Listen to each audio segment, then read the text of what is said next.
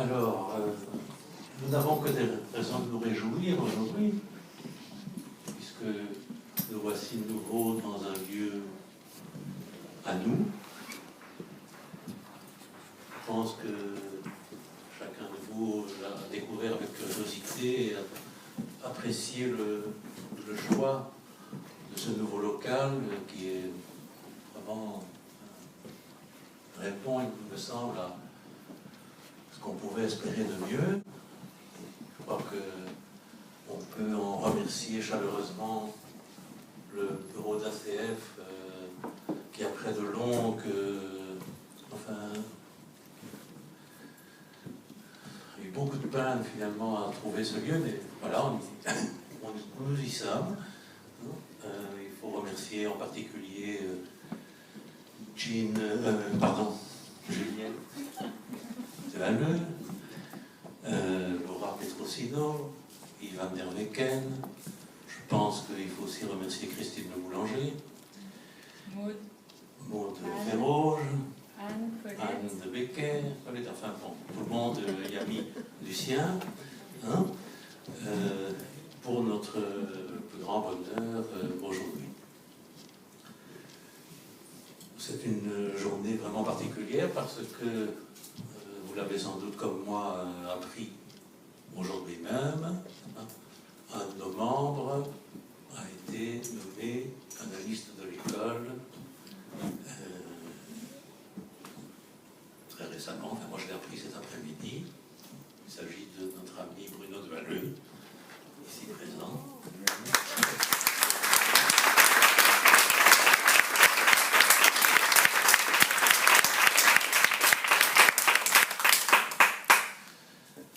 Voilà, et donc nous inaugurons ce local, c'est une autre raison de nous réjouir,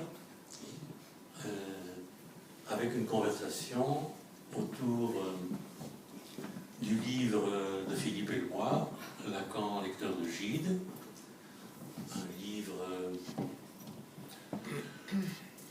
qui est le fruit d'une longue fréquentation dans la lecture, qui est vraiment incubé d'André Gide et d'une non moins longue fréquentation de l'enseignement de Lacan. Voilà, donc je pense qu'un certain nombre d'entre vous l'ont déjà lu, ceux qui n'ont pas encore lu se précipiteront, j'espère, après cette réunion. Un certain nombre d'entre vous, ceux qui sont le plus proches de moi autour de cette table, ont préparé des questions à son propos. Je ne vais pas lui faire trop d'éloges parce que c'est un livre passionnant, formidable, mais je ne vais pas lui faire trop d'éloges parce que dans son introduction, il nous a raconté l'extrême embarras où l'avait plongé les félicitations d'un instituteur pour sa première rédaction. On ne va pas lui infliger deuxième fois un tel trauma. C'est vraiment un livre passionnant, utile et subtil. Alors je propose j'ai eu l'idée de conduire cette conversation en fonction du découpage que Philippe a opéré dans son livre, qui compte 5 chapitres, qui s'enchaînent selon une logique très claire. Et voilà, de proposer à ceux qui ont préparé des questions d'intervenir au fil du déroulement de ces chapitres, mais enfin, voilà, on va probablement circuler, on n'est pas obligé de se tenir à ce canevas préétabli. Le livre est conçu, me semble-t-il, sur un triple socle. Le livre de la biographie de Jean Delay, publiée dans les années 50, Jeunesse de Gide, dont Lacan en 1958 fait une recension, mais c'est beaucoup plus qu'une recension. C'est un texte très important que vous trouvez dans les écrits. Donc, la biographie de Delay, avec aussi, un peu à l'arrière-plan, mais c'est important aussi, le livre de Jean Schlumberger, Madeleine et André Gide, le texte de Lacan, Jeunesse de Gide ou La lettre et le désir, et le commentaire que Jacques-Alain Miller en a fait, publié dans la Cause freudienne numéro 23, je crois dans les débuts des années 90. C'est sur un peu le socle de ce livre, qui par ailleurs a toute son originalité. Et donc nous allons y entrer. D'abord, donc, premier chapitre, les enfances. Pourquoi d'ailleurs les enfances? Pourquoi les enfances au pluriel? Première question. Gide, Lacan disait que c'était un gars qui était vraiment, qui avait vraiment très mal commencé dans la vie. Très très mal commencé dans la vie. Et dans l'effort, c'est vraiment il a fallu un effort considérable finalement de ce sujet-là pour arriver à se construire, à se sortir de la détresse profonde dans laquelle il était dans ses jeunes années. Et ça, ce qui est frappant, Miller souligne ça dans son article d'ailleurs, c'est que tu parles des enfances, mais c'est une enfance qui se prolonge. Il y a une doxa qui voudrait que vers l'âge de 5 ou 6 ans, à la sortie de l'Oedipe, les choses soient décidées pour un sujet. Miller fait remarquer que c'est un des intérêts, une des singularités du cas, mais qui peut-être devrait donner à réfléchir pour d'autres singularités, que ça, pour ce qui concerne Gide, ça prend 25 ans. Donc les enfants, peut-être que c'est ça au pluriel. Des raisons? Oui, la particularité du cas Gide, c'est qu'effectivement, de l'enfance, il y en a eu plusieurs. Il y a d'abord la toute première, me semble ordinaire, parce qu'il est le fils de sa mère, qui est un cas. Oui, absolument. Et c'est sa première enfance, enfant mortifié. C'est pour ça que Miller avait repris notamment dans son cours ce mot d'esprit, qu'il disait l'un des amis de Gide, en contemplant les photos de Gide enfant, il avait dit voilà 6 Gide. Tellement cet enfant était là absolument mortifié. On va voir tout à l'heure ce que ça implique sur le plan de sa jouissance. Très intéressant, c'est qu'il y a une clinique de la jouissance de l'enfant mortifié. Très, très précise dans ce texte. Et puis la seconde enfance commence au moment où il est sorti de cet état de mortification par un traumatisme. Il y a là, c'est un des moments très importants de l'enfance de Gide, c'est qu'il subit un traumatisme, mais ce qui est surprenant et intéressant, et Lacan est le seul à souligner ça, c'est que ce traumatisme est salvateur. Donc c'est pas pour le plaisir de faire un oxymore facile, mais c'est un traumatisme parce que la première enfance, l'enfant mortifié, il était mortifié parce que il était face à un désir de la mère particulier. C'était pas vraiment un désir de la mère, c'était l'amour de la mère, dit Lacan. Et c'était un amour, il était mortifié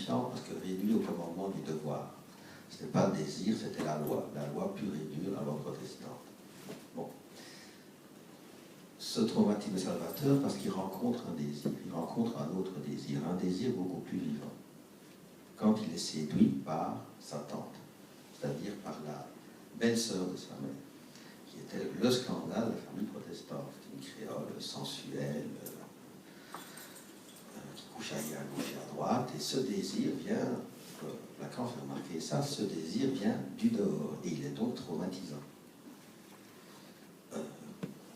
Et il est traumatisant parce que c'est l'un des autres coordonnées de ce cadre de Lacan, c'est que le père, évidemment, a une façon à lui, n'est-ce pas, d'être défaillant, comme le sont beaucoup de pères, mais dans ce cas-ci, il a eu le mauvais goût de trépasser un peu tôt,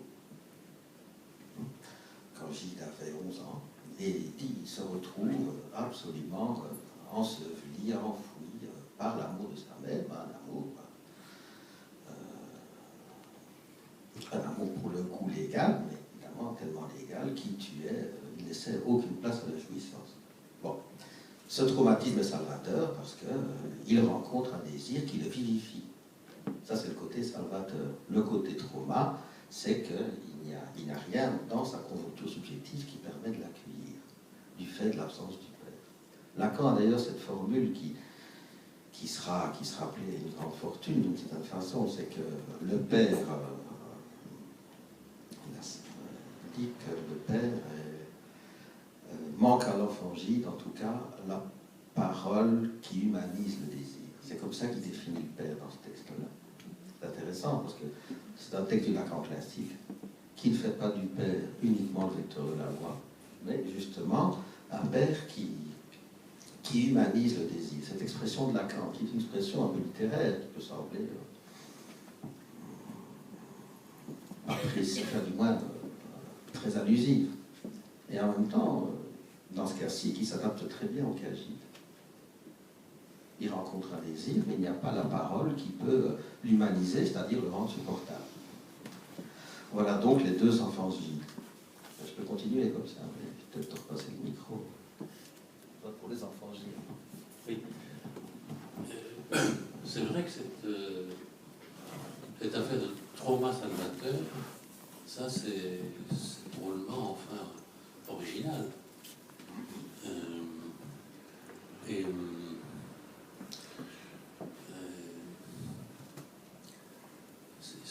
Ça donne à réfléchir en tout cas sur les idées reçues, là aussi, à propos du trauma, de ce qui est présenté comme trauma. Au fond, qu'est-ce que c'est un trauma? C'est une rencontre avec la jouissance, une rencontre avec le désir, pour le dire dans les termes du texte Jeunesse de Gide. Évidemment, quand Lacan parle du désir dans ce texte-là, il faut lire aussi parfois jouissance. C'est même un des grands intérêts de ce texte-là, c'est qu'on voit en Gésine le concept de jouissance qui pointe. Il y a le concept d'objectivité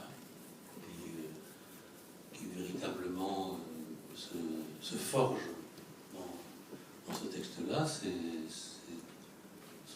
Probablement, du point de vue de la théorie,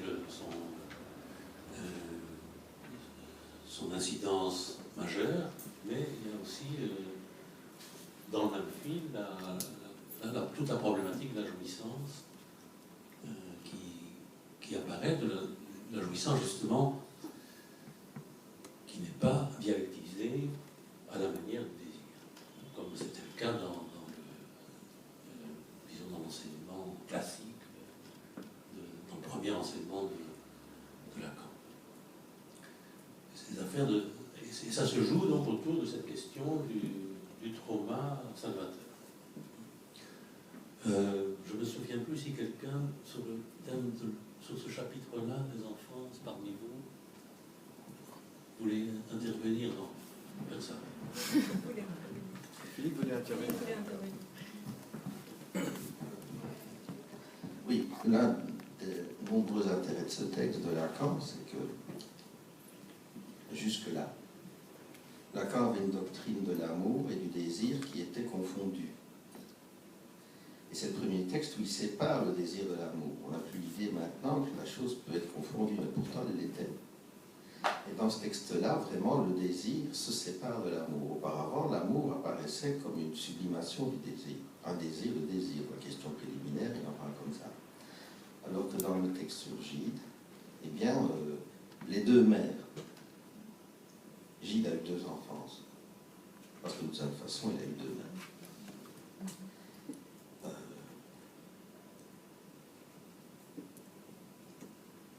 Alors, ce que Lacan souligne, c'est que la mère de l'amour, qui est la mère biologique, eh bien, l'amour réduit au commandement du devoir, c'est l'amour dans sa dimension symbolico-imaginaire. L'amour à faire de discours. Gide d'ailleurs ironise là-dessus en évoquant la Rochefoucauld. Vous savez que la Rochefoucauld disait qu'on ne tomberait jamais amoureux si on n'avait pas entendu parler de l'amour avant. Le Gide ironisait sur la chose en disant effectivement ceux qui ne sont pas amoureux, ceux qui ont été mal élevés. Bon, Gide à ce niveau-là avait été relativement bien élevé, amoureux il l'était.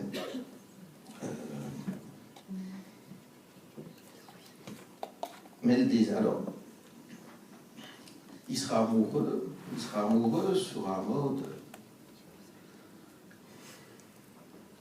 sur lequel il a rencontré l'amour du côté de sa mère, c'est-à-dire un amour réduit au commandement du devoir. C'est que cette affaire de séduction est tout à fait importante. C'est que, par exemple, maintenant vous trouvez dans le commerce une nouvelle biographie qui s'est occupée à apparaître, celle de Franck Lestringant, qui a très peu lu de lait, qui n'a pas lu Lacan.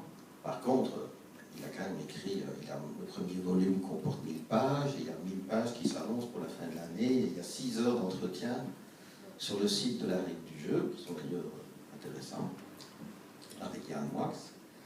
Eh bien, cette scène de séduction, Franck Lestringant, bien sûr, il ne peut pas ne pas la voir.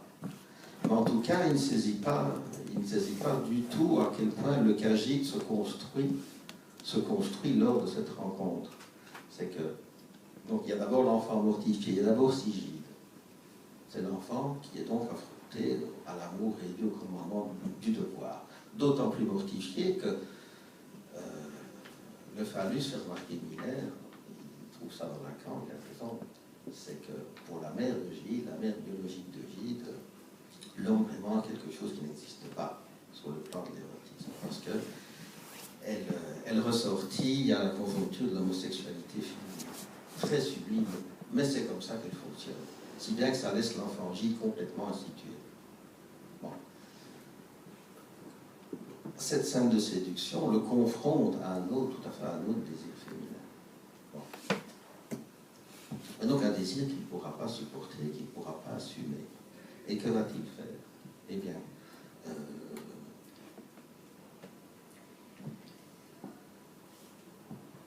il ne pourra pas en être l'objet. Il va plutôt s'identifier au désir même.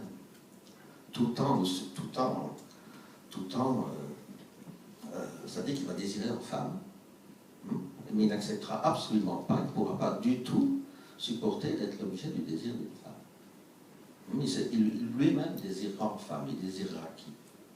Il désirera le petit garçon qu'il a été dans les bras de sa tante. Lacan comprend comme ça. Il désirera le petit garçon qu'il était dans les bras de sa tante. Mais que va-t-il faire du désir d'une femme? Eh bien, le manque de ce désir, il va le combler avec un objet très particulier. Ce sera son œuvre, ce sera la correspondance qu'il enverra à Madeleine sa vie durant. C'est qu'il faut savoir que Gide va donc, dans l'après-coup de la scène de séduction, ce qui va se passer, c'est que il rencontre sa tante un soir. Il y a cette scène de séduction qui raconte dans la porte étroite qu'il disait ça.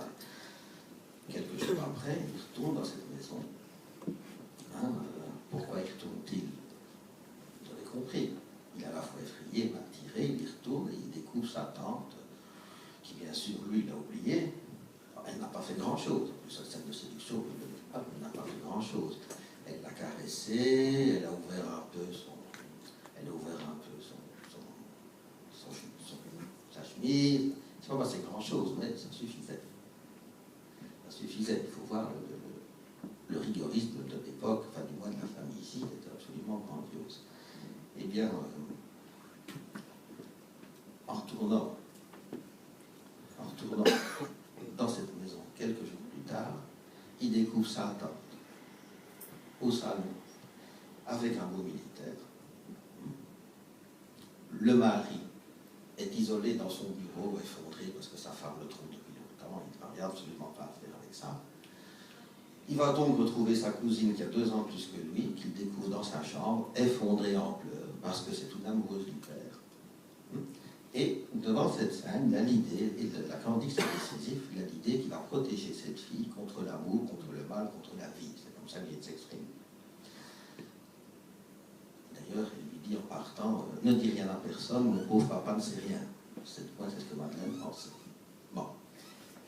Et la scène va rester comme ça. Madeleine ne voudra plus jamais entendre parler du désir féminin. Sa mère va quitter son père peu de temps après, en emmenant d'ailleurs la dernière de ses sœurs. Eh bien, il faut savoir que Madeleine, jusqu'à la mort de sa mère, ne la verra plus. Et sa sœur non plus. Égide, donc, va lui-même entretenir Madeleine dans cette... il va la protéger du désir. Il a dit comme ça. Alors que lui, il va satisfaire le désir dans les piscines, en Afrique du Nord et ailleurs, avec le petit garçon qu'il était dans ses pas de Satan. C'est ce petit garçon qu'il va aimer. Mais ce qui est tout à fait important, c'est que Lacan, dans son texte, il ne fait pas, s'occupe pas tellement des petits garçons. Et honnêtement, c'est pas tellement...